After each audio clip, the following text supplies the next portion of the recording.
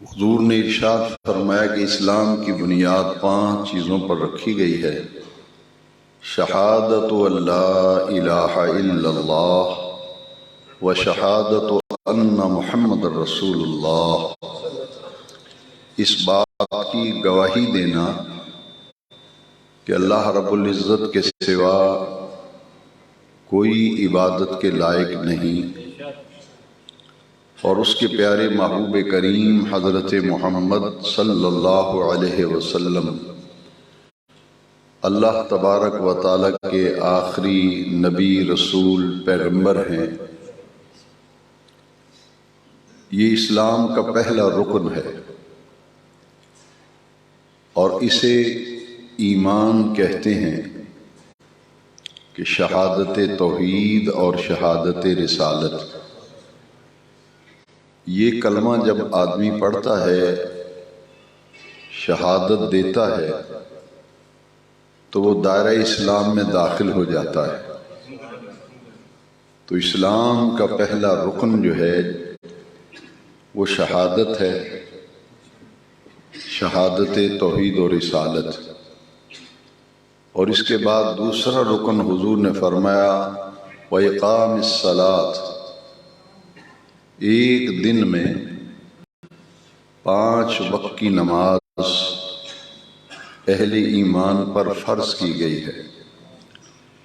یعنی جو شخص کلمہ شریف پڑھ کر ایمان لے آتا ہے، اسلام میں داخل ہو جاتا ہے، مسلمانوں کی صفوں میں اس کا شمار ہوتا ہے، تو اس پر پہلی ذمہ داری اور پہلا فریضہ اور سب سے بڑی ڈیوٹی اور سب سے بڑا فرض اور سب سے بڑا کام جو اس کے ذمے دین اسلام عائد کرتا ہے، لگاتا ہے، وہ ہے ایک دن میں 5 وقت نماز ادا کرنا۔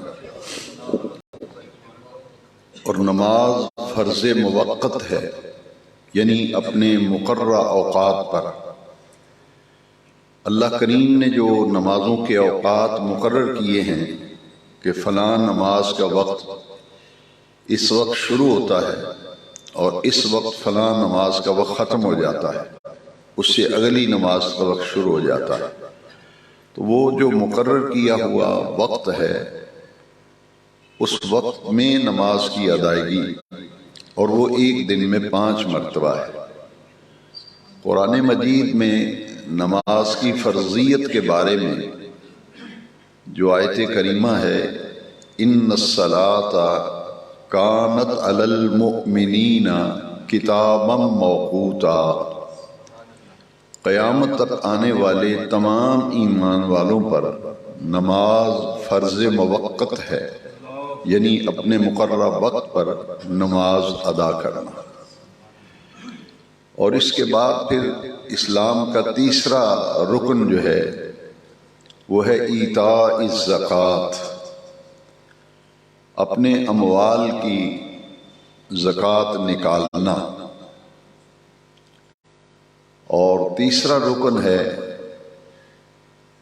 وصوم رمضان، اور رمضان شریف کا روزہ رکھنا، پورے مہینے کے روزے فرض کیے ہیں۔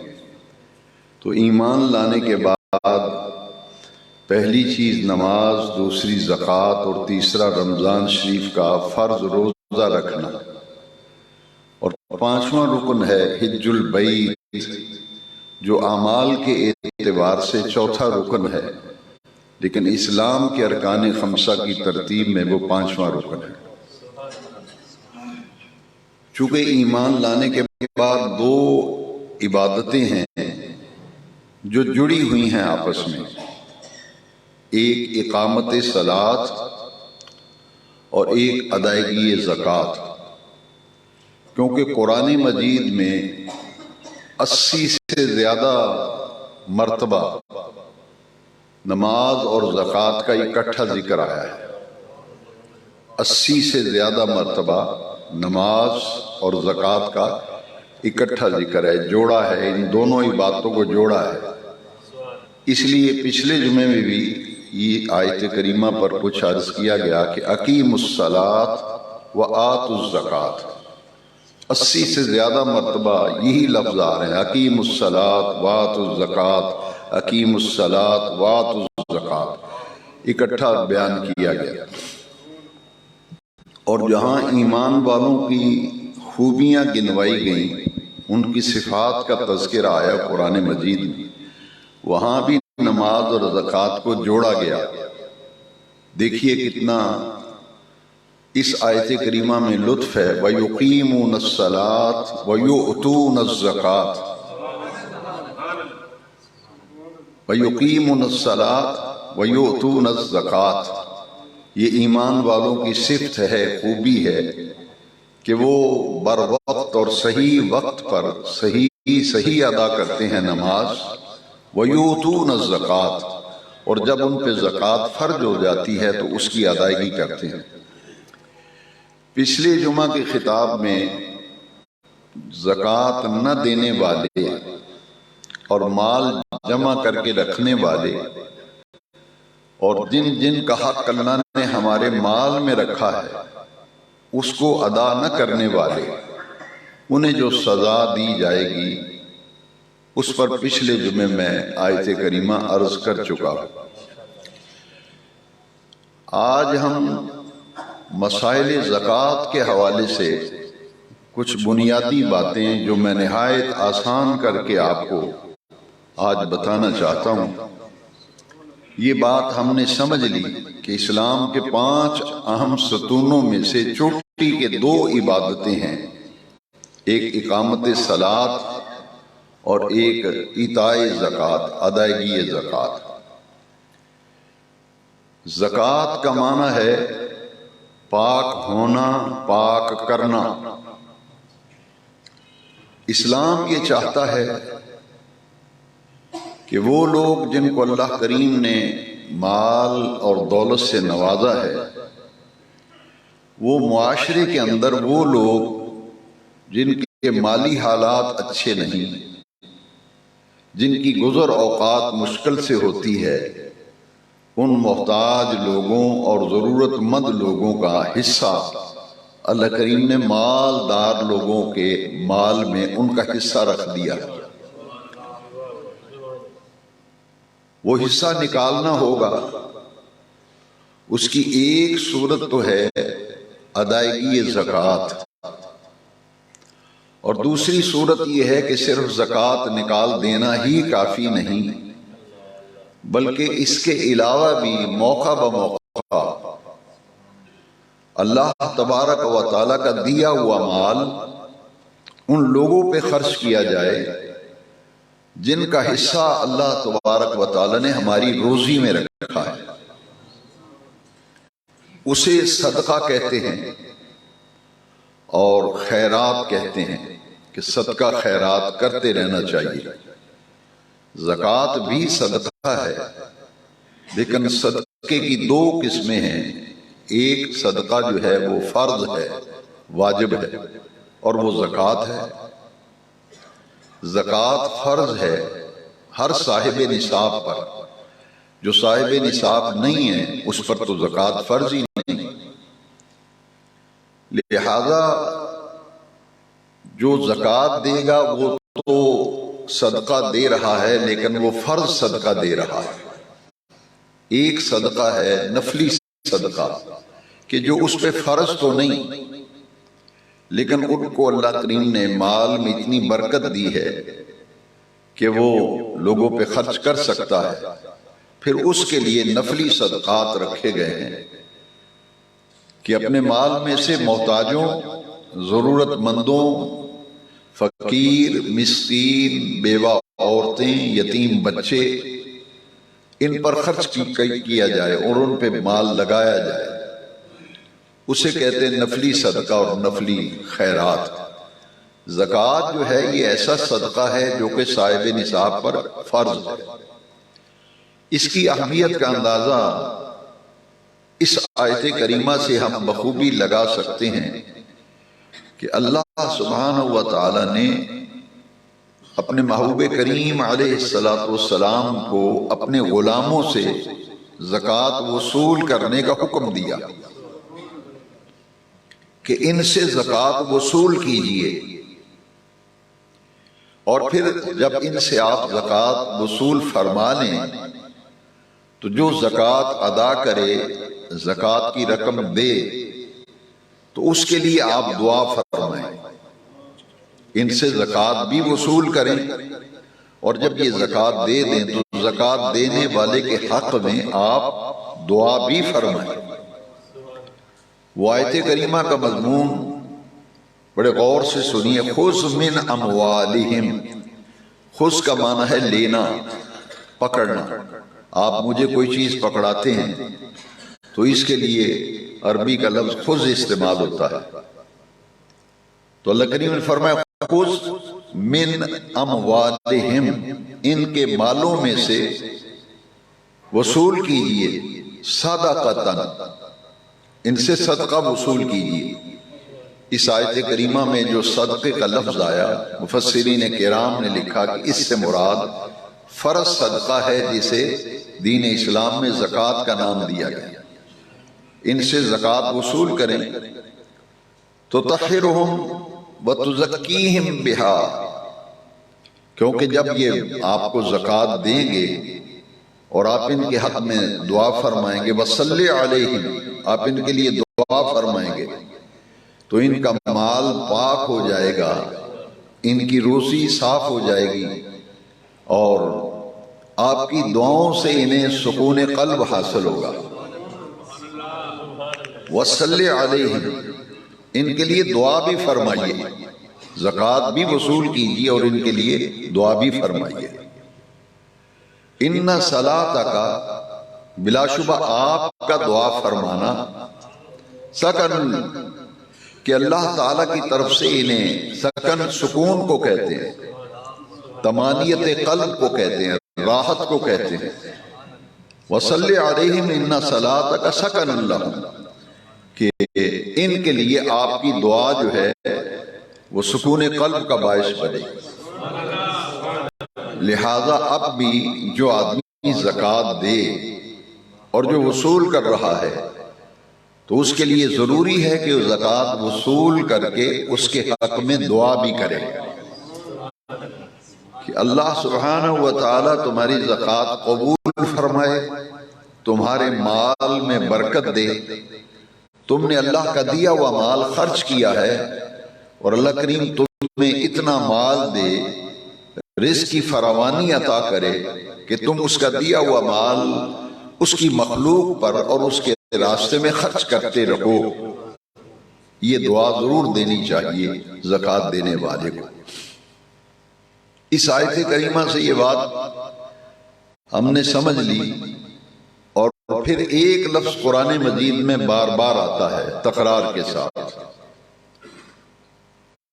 وہ تو بہت تعداد ہے اس کی، کئی جگہ پہ یہ آیت بار بار آئی۔ وَأَنفِقُوا، وَأَنفِقُوا، انفقوا حکم ہے کہ خرچ کرو، خرچ کرو، خرچ کرو، خرچ کرو، انفقوا، انفقوا، انفقوا، یہ آیت تکرار کے ساتھ قرآن مجید میں، یعنی اللہ تبارک و تعالیٰ حکم دے رہا ہے کہ خرچ کرو، تمہارے پاس جو مال ہے اسے خرچ کرو۔ وَأَنفِقُوا، وَأَنفِقُوا، وَأَنفِقُوا، خرچ کرو، خرچ کرو، خرچ کرو۔ سورہ بقرہ کے آغاز میں متقین کی جو صفات کا ذکر کیا گیا، اس میں بھی رب ذوالجلال نے فرمایا کہ یہ جو اہل ایمان ہیں، ہدی للمتقین، قرآن کی بات ہو رہی ہے کہ یہ متقین کے لیے ہدایت ہے۔ الذین یؤمنون بالغیب ویقیمون الصلاۃ، کہ غیب پر ایمان رکھتے ہیں اور وقت پہ نماز ادا کرتے ہیں۔ وَمِمَّا رَزَقْنَاهُمْ يُنْفِقُونَ، انفق ينفق، خرچ کرنا۔ یہاں بھی وہی آیت کریمہ میں لفظ آئے گا، یہاں بھی نماز اور زکوٰۃ کا اکٹھا ذکر آیا کہ وہ صحیح صحیح ادا کرتے ہیں نماز، اور اس میں سے خرچ کرتے ہیں جو ہم نے انہیں مال دیا ہے، دولت دی ہے، جو رزق دیا ہے، اس میں سے خرچ کرتے ہیں۔ وَمِمَّا رزقناہم ينفقون، اس میں سے خرچ کرتے ہیں۔ تو جب یہ آیت کریمہ تکرار کے ساتھ قرآن مجید میں موجود ہیں تو صحابہ کرام نے پوچھا نبی کریم صلی اللہ علیہ وسلم سے کہ ہم کیا خرچ کریں؟ تو حضور نے فرمایا قُلِ الْعَفْوَ، جو ضرورت سے زیادہ ہے وہ خرچ کر دو، جو تمہارے پاس پڑا ہوا ہے تمہیں اس کی ضرورت نہیں، تمہاری ضرورت سے زیادہ ہے اسے خرچ کرے۔ لہذا انسان کی اپنی ضروریات پوری ہو رہی ہیں لیکن اس کے پاس کچھ مال جمع ہے، کچھ دولت جمع ہے، اس کے پاس کوئی ضرورت مند آتا ہے، یہاں تک کہ حدیث شریف میں ہے کہ اگر کوئی دکھی آدمی ہے، اس کو کوئی مصیبت ہے، اس کو کوئی دکھ ہے، کوئی پریشانی ہے، زکوٰۃ کے علاوہ میں بات کر رہا ہوں، یہ بھی اس میں شامل ہے، لیکن اس کا اصل مفہوم یہ ہے کہ کوئی آدمی دکھی ہے، پریشان ہے، مصیبتوں کا مارا ہوا ہے، آپ اس کی مصیبت میں اس کی مدد کر سکتے ہیں کہ آپ کی مدد کرنے سے اس کی پریشانی دور ہو سکتی ہے، آپ کے تعاون و مدد سے اس کا دکھ دور ہو سکتا ہے، اس کا درد مٹ سکتا ہے۔ تو پھر ہمارا دین ہمیں یہ کہتا ہے کہ اگر ہم اس کی ضروریات کو پورا کرنے کی قدرت رکھتے ہیں اور ہمارے پاس وسائل ہیں، ذرائع ہیں، طاقت ہے کہ ہم اس معاملے میں اس کی ہیلپ کر سکتے ہیں، مدد کر سکتے ہیں، تو ہمارا دین یہ کہتا ہے کہ تماشائی نہ بنو، کہ اس کا تماشا نہ دیکھو بلکہ لوگوں کے دکھ جو ہیں وہ بانٹو،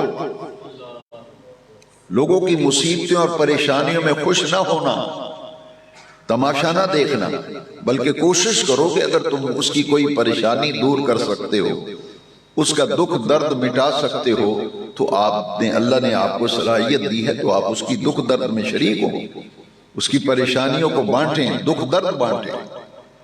لہذا اس کے لیے زکوٰۃ کا جو نظام ہے یہ اصل میں اس کے اندر کیا ہے؟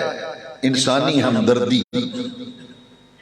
زکوٰۃ کے فرض کیے جانے میں کیا حکمت ہے؟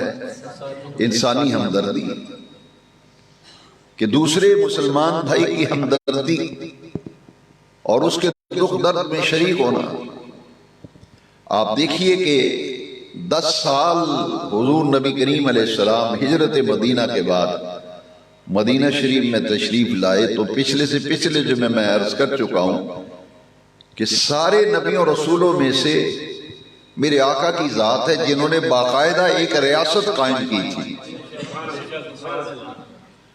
آپ حیران ہوں گے کہ پورے 10 سال میں جو مدینہ شریف میں حضور رہے ریاست قائم کی ہے، نظام حکومت ہے، لیکن ان 10 سالوں کے اندر کوئی ٹیکس حضور نے نہیں لگایا۔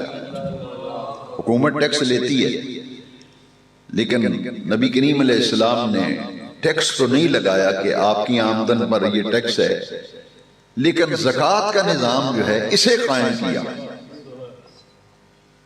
کہ حضرت ابوبکر صدیق رضی اللہ تعالیٰ عنہ نے باقاعدہ جہاد کیا تھا ان لوگوں سے کہ جو زکوٰۃ دینے سے جنہوں نے انکار کر دیا تھا۔ لہذا زکوٰۃ کی اہمیت اور افادیت پچھلے جمعے اور آج کے جمعے کے بیان میں نے عرض کیا۔ اس کے بعد یہ بات سمجھنی ہے کہ زکوٰۃ کس پر فرض ہے۔ بہت آسان کر کے میں سمجھانا چاہتا ہوں، صاحب نصاب پر زکوٰۃ فرض ہے۔ کس پر؟ صاحب نصاب پر۔ جو صاحب نصاب نہیں ہے اس پہ زکوٰۃ نہیں ہے۔ تو صاحب نصاب کون ہے؟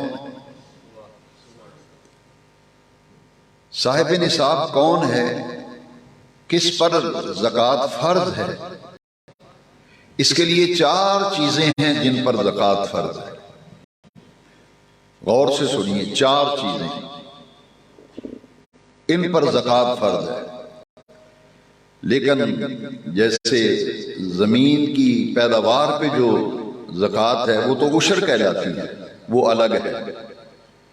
زمین کی پیداوار کی زکوٰۃ عشر کہلاتی ہے، وہ الگ ہے۔ اسی طرح جانور ہیں، بھیڑ بکریاں ہیں، گائے ہے، ان کی زکوٰۃ الگ ہے۔ تو زراعت اور مال مویشی کے علاوہ جو 4 چیزیں ہیں جن پر زکوٰۃ فرض ہے، اس طرح مسئلہ سمجھنا آسان رہے گا۔ پہلا سونا، دوسری چیز چاندی، تیسری چیز کتابوں میں آپ پڑھتے ہوں گے، اخبارات میں بھی زکوٰۃ کے مضمون مال تجارت، لیکن مال تجارت کے لفظ بولنے سے شاید آپ وہ بات نہ سمجھ سکیں جو میں اپنے الفاظ میں سمجھانا چاہتا ہوں۔ پہلی کیا ہے؟ سونا، چاندی اور مال تجارت کی تشریح ذرا غور سے سن لیں۔ جو چیز آپ نے بیچنے کے لیے خریدی ہے، جو چیز آپ نے بیچنے کے لیے، فروخت کرنے کے لیے آپ نے جو چیز لی ہے وہ ہے مال تجارت۔ آپ نے کار خریدی ہے کہ میں اسے بیچوں گا، مکان لیا ہے کہ میں اسے بیچوں گا، پلاٹ لیا ہے کہ اسے بیچوں گا۔ مکان خریدے ہیں، کئی مکان ہیں، کئی پلاٹ ہیں، کئی کاریں ہیں، کئی موٹر سائیکلیں ہیں، لیکن آپ کی نیت ہے کہ یہ میں نے بیچنے کے لیے لی، کاروبار 4 آنے کما لوں گا۔ جو چیز بھی آپ نے بیچنے کے لیے رکھی ہوئی ہے اسے کہتے ہیں مال تجارت، اسے کہتے ہیں مال۔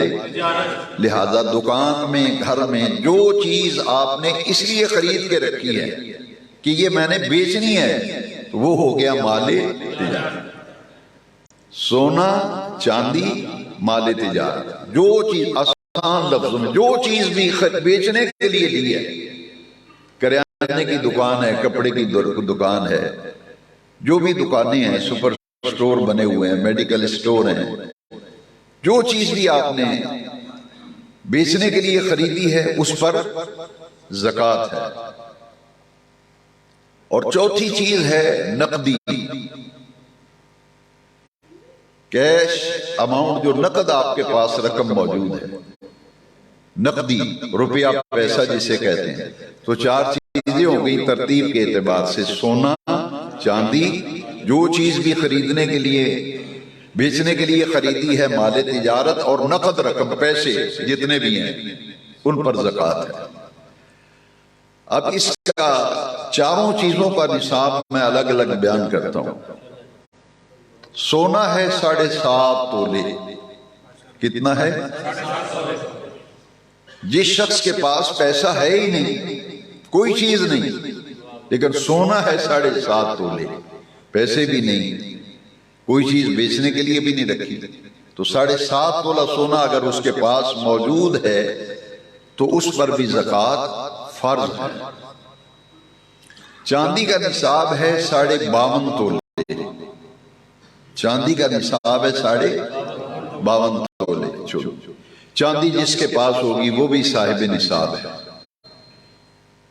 تیسرا ہے مال تجارت، جو چیزیں آپ نے بیچنے کے لیے رکھی ہیں ان کی قیمت اگر 52.5 تولے چاندی سے زیادہ ہے، یا 52.5 تولی چاندی کے جتنے پیسے بنتے ہیں، اتنے کا مال آپ کے پاس پڑا ہوا ہے تو آپ پر زکوٰۃ فرض ہے۔ اور اسی طرح نقدی، روپیہ پیسہ جو ہے اس کی مقدار بھی اچھی طرح سے سمجھیں۔ اجماع ہے اس پر، اجماع امت، کہ حضور کے زمانہ اقدس میں سونے اور چاندی کا ریٹ بالکل برابر تھا، سیم برابر تھا، لیکن اب سونا جو ہے وہ تو آسمان سے باتیں کر رہا ہے، البتہ چاندی کی رقم جو ہے وہ کم بنتی ہے۔ اس لیے اس پر امت کا اجماع ہو گیا کہ جو آدمی، اس کے پاس سونا نہیں ہے، چاندی نہیں ہے، پیسے ہیں اس کے پاس، بینک بیلنس ہے، گھر میں رکھے ہیں، وہ زکوٰۃ اس پہ کیسے فرض ہوگی؟ 52.5 تولے چاندی کا جس دن زکوٰۃ دینی ہے اس دن کا ریٹ لگایا جائے گا، اور 52.5 تولے چاندی کی جتنی رقم بنتی ہے آپ دیکھ لیں، اگر آپ کے پاس اتنی رقم ہے یا اس سے زیادہ ہے تو آپ صاحب نصاب ہیں، آپ پر زکوٰۃ دینا فرض ہو گیا۔ اور ایک آدمی ہے اس کے پاس 7.5 تولے سونا نہیں ہے، لیکن پیسے اتنے ہیں کہ اس پر زکوٰۃ فرض ہے، پیسے اتنے ہیں کہ اس پر زکوٰۃ فرض ہے۔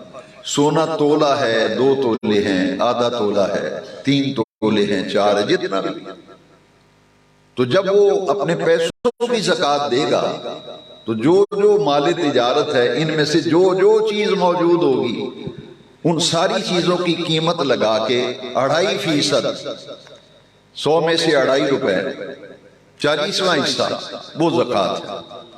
تو زکوٰۃ کا نصاب جو ہے وہ میں نے عرض کر دیا کہ جب مال کی پیسوں کی زکوٰۃ نکالیں گے تو پھر 52.5 تولے چاندی کا جتنا پیسہ بنتا ہے اتنی رقم جس شخص کے پاس موجود ہے وہ صاحب نصاب ہے، 100 میں 2.5 روپے دینا اس پر واجب اور فرض ہے۔ کچھ ایسی رقم ہوتی ہے جو ہم نے کسی کو ادھار دی ہوئی ہے یا کسی سے آپ نے پیسے لینے ہیں، اگر آپ کو یقین ہے کہ وہ پیسے مجھے مل جائیں گے، وہ میرے پیسے مرتے نہیں مجھے ملیں گے ضرور، تو جس دن آپ زکوٰۃ لگائیں گے نکالیں گے اس دن آپ ان پیسوں کو بھی اس میں شامل کریں گے، ان کی زکوٰۃ نکالیں گے۔ اور 40واں حصہ یعنی 100 میں سے 2.5 روپے، دیکھیے پہلی امتوں میں اس امت میں کتنی آسانی کر دی۔ پہلی امتوں میں اگر 100 روپے کی زکوٰۃ کتنی بنتی تھی؟ 10 روپے، پہلی امتوں میں 100 میں سے، اور اس امت میں 100 میں سے 2.5 روپے، تو کتنا کرم ہے اس امت کے لیے، آسانی ہوگی۔ پہلی امت جب زکوٰۃ دیتی تھی تو اگر اس کی 100 روپیہ اس کے پاس ہے اس پہ زکوٰۃ فرض ہوتی تھی تو 10 روپے دیتا تھا۔ ہم اگر زکوٰۃ نکالیں گے تو 100 میں سے 2.5 روپے دیں گے، 2.5%۔ تو یہ ہے نصاب زکوٰۃ کے حوالے سے۔ چند چیزیں ایسی ہیں کہ جو بہت عوام میں غلط مشہور ہیں۔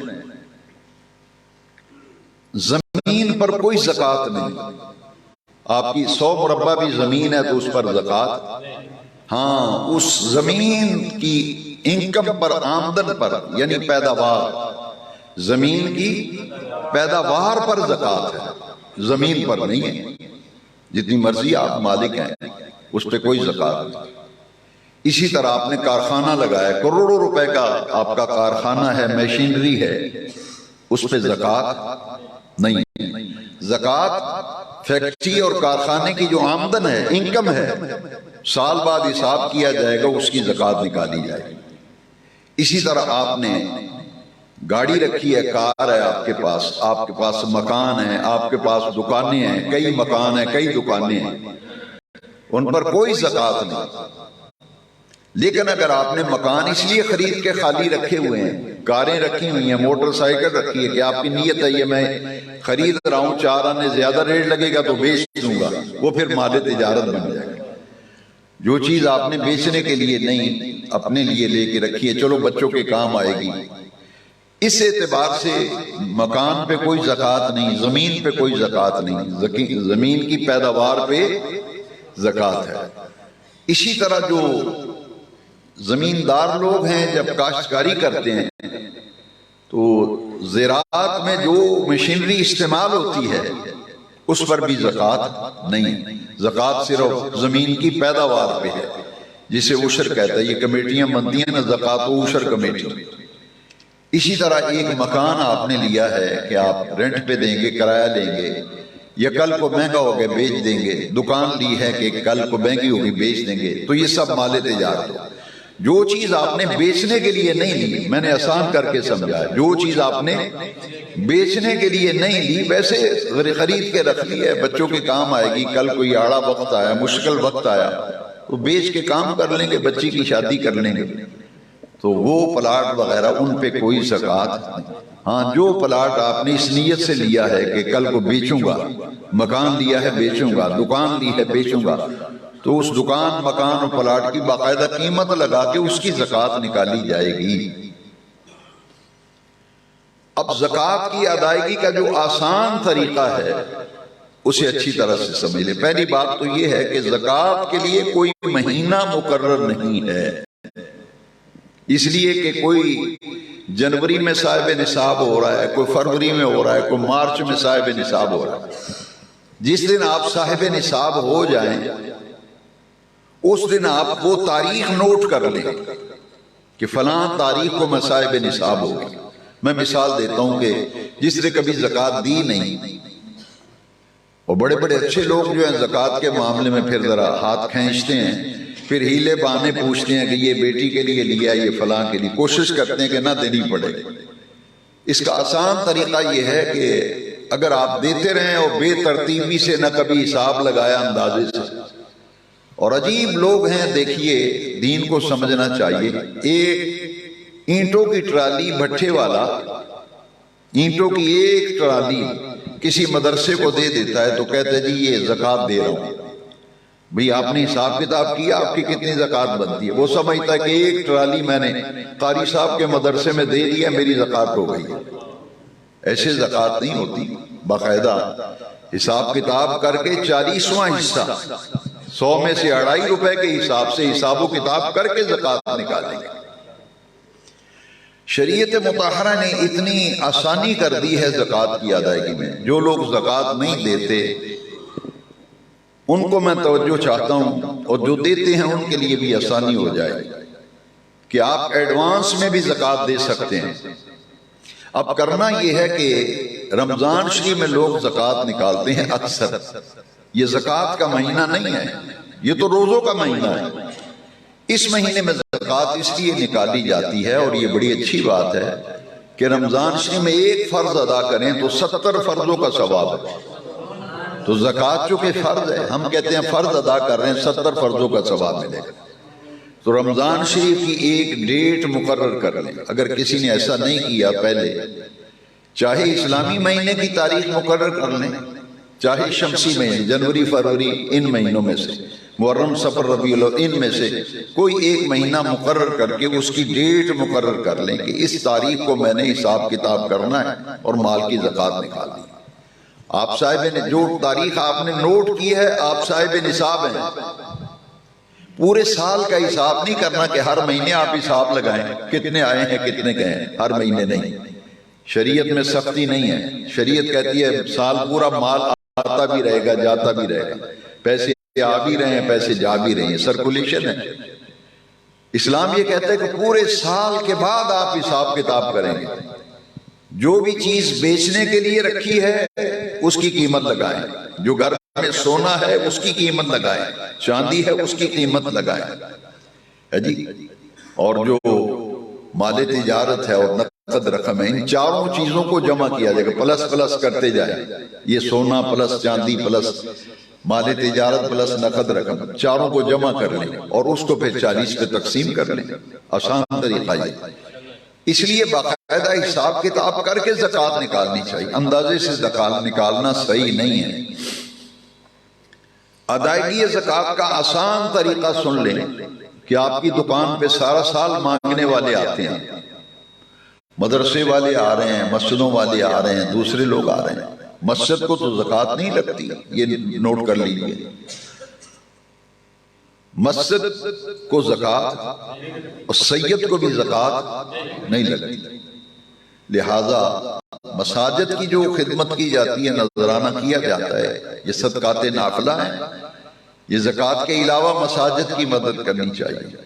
زکوٰۃ ڈائریکٹ مسجد کو نہیں لگتی، اس لیے پھر یہ اعتبار کرنا چاہیے کہ آپ کی دکان پہ جو مانگنے والے آ رہے ہیں، اگر کسی ضرورت مثلا ایک آدمی آیا کہ میں نے بیٹی کی شادی کرنی ہے، آپ اسے جانتے بھی ہیں، آپ کو معلوم ہے کہ واقعی مستحق ہے یا غریب آدمی ہے، تو ابھی آپ نے زکوٰۃ کا حساب کتاب نہیں کیا، ایڈوانس میں آپ اس کی جو مدد کرتے ہیں وہ اپنے پاس نوٹ کر لیں۔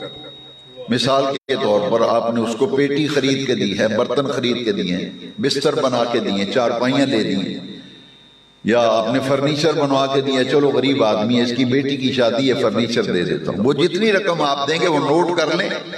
سال کے بعد جب حساب کتاب کریں گے، پورے سال میں ایڈوانس میں جو رقم آپ خرچ کر چکے ہیں وہ اس میں سے لیس کر لیں، وہ اس میں سے نکال لیں۔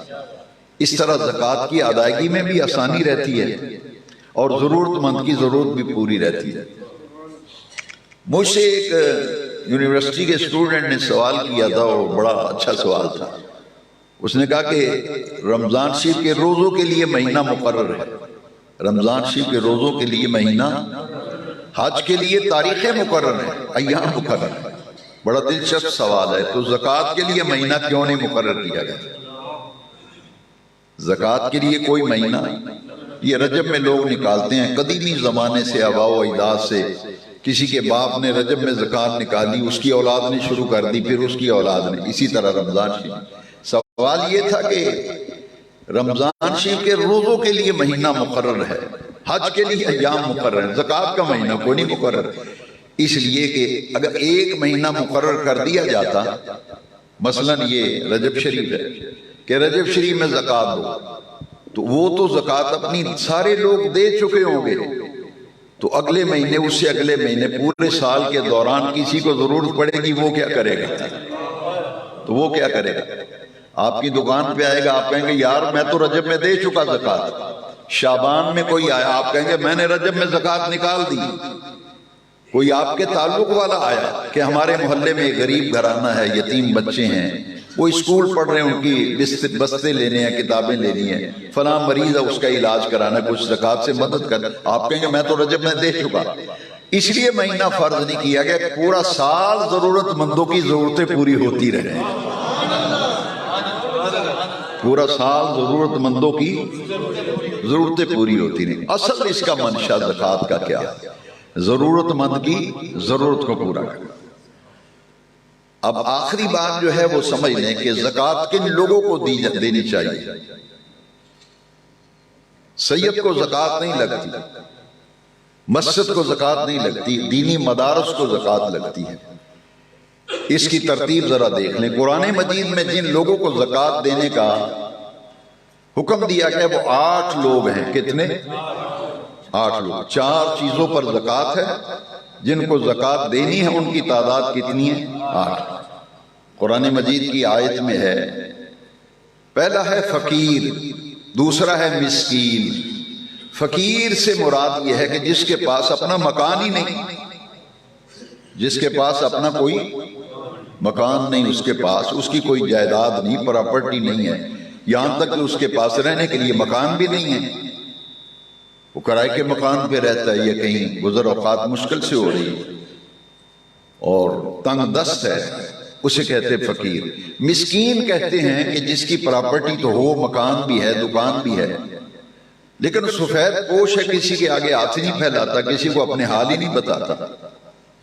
تو فقیر و مسکین میں یہ ترتیب رکھی گئی کہ ان لوگوں کو ڈھونڈ ڈھونڈ کر انہیں زکوٰۃ دیں، فقیر مسکین۔ کچھ ایسے لوگ ہیں معاشرے میں کہ جو سفید پوش ہیں، معاشرے میں اور برادری میں وہ رہنے کے لیے ادھار لے کر بھی سفید پوشی اختیار کرتے ہیں کہ بھرم رہ جائے، تو ان لوگوں کو تلاش کر کے زکوٰۃ دینی چاہیے، کیونکہ وہ ہاتھ نہیں پھیلاتے، وہ کسی کے آگے اپنا دل بھی حال دل نہیں بتاتے۔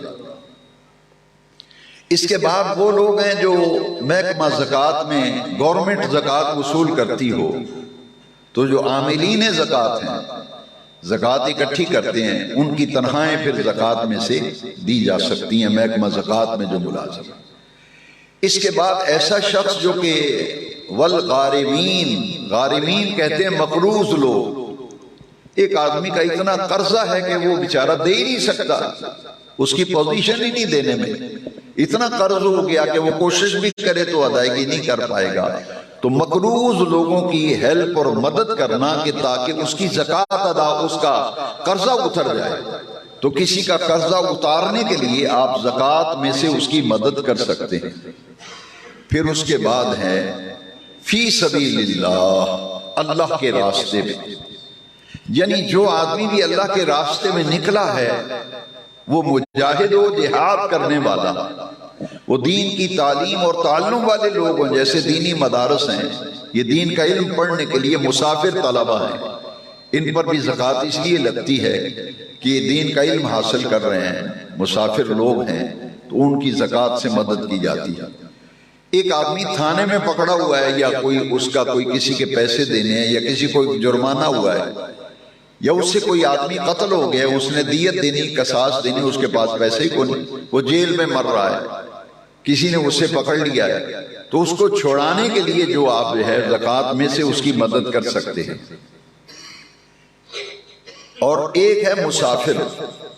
مسافر وہ ہوتا ہے کہ جو گھر میں تو اس پہ زکوٰۃ فرض ہے، آپ میں سے کوئی ایسا آدمی جس پر خود زکوٰۃ فرض ہے، لیکن وہ حج کرنے گیا ہے مثال کے طور پر، اس کے پیسے ختم ہو گئے ہیں یا اس کے پیسے چرا لیے کسی نے، اس پہ زکوٰۃ فرض ہے، لیکن ہے وہ حالت سفر میں، اب اس کی ضرورت کو اگر پورا کرنا ہے تو زکوٰۃ کی مد میں سے اس پر خرچ کر سکتے ہیں۔ اسے قرآن کی آیت میں ترتیب آئی ہے وابن السبیل، یعنی مسافر۔ ایک آدمی لاہور گیا ہے مال لینے کے لیے، اس کی جیب کٹ گئی ہے، اس کا نقصان ہو گیا ہے، لیکن خود وہ صاحب نصاب ہے، لیکن اس کے پاس گھر پہنچنے کے لیے کرایہ بھی نہیں ہے، تو آپ زکوٰۃ میں سے اس کی مدد کی جا سکتی ہے۔ تو یہ 8 عاملین زکوٰۃ ہیں، اور ایک ہے مؤلفۃ القلوب، تالیف قلوب، کہ جو نیا مسلمان ہوا ہو، نیا مسلمان ہوا ہو، دین سے وابستہ ہوا ہو، اس کی گزر اوقات مشکل ہوتی تو اس کی مدد کی جائے تاکہ اس کا دل جو ہے وہ لگا رہے، اس کی ضرورت پوری ہوتی رہے۔ تو یہ 8 مستحقین زکوٰۃ ہیں جو میں نے آپ سے عرض کر دیے۔ وآخر دعوانا